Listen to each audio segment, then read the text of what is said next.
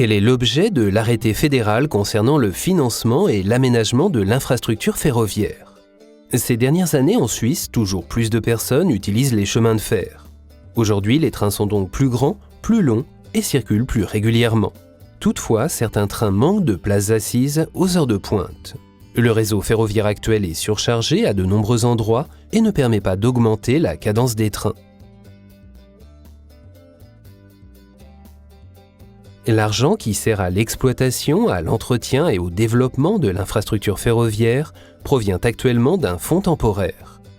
Ce fonds se compose notamment des recettes de différents impôts, par exemple la TVA, les impôts sur les carburants et la redevance poids lourd liée aux prestations. Les cantons et les voyageurs participent également au coût. Au total, la somme de ces montants additionnés pour le fonds s'élève à environ 4 milliards de francs par an. Qu'est-ce qui changerait? Si le projet est accepté, le fonds actuel serait remplacé par un nouveau fonds d'infrastructure ferroviaire à durée illimitée. L'argent du nouveau fonds serait à disposition pour l'exploitation, l'entretien et le développement de l'infrastructure ferroviaire. Ainsi, les projets prévus dans toute la Suisse pourraient être réalisés, comme les lignes Lausanne-Genève ou Berne-Lucerne.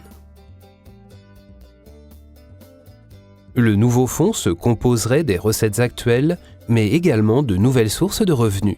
Celles-ci seraient notamment des contributions plus élevées des cantons, une perception de 0,1% sur la TVA de 2018 à 2030, ainsi qu'une augmentation des prix des billets à partir de 2017. Davantage d'impôts devraient par ailleurs être prélevés dans la mesure où les voyageurs ne pourraient déduire que 3 000 francs au maximum de leurs impôts, ce qui représente un montant moins élevé qu'actuellement. Ils paieraient ainsi plus d'impôts. Le nouveau fonds recevrait ainsi environ 1 milliard de francs supplémentaires par année, soit 5 milliards de francs par an. Quels sont les arguments des partisans? Le nouveau fonds d'infrastructure ferroviaire à durée illimitée permettrait d'avoir assez d'argent pour financer l'infrastructure ferroviaire. L'infrastructure ferroviaire serait financée de manière juste. La Confédération, les cantons et les voyageurs contribueraient à ce fonds. Tout le monde profiterait du nouveau fonds. Les voyageurs, les cantons et beaucoup d'autres. Quels sont les arguments des opposants? Les voyageurs doivent pouvoir déduire le même montant qu'actuellement. Les conducteurs ne doivent pas payer pour les utilisateurs des trains via l'impôt sur les carburants. Le fonds ne permet pas de rendre les coûts plus transparents car les coûts actuels de l'infrastructure ferroviaire restent peu clairs.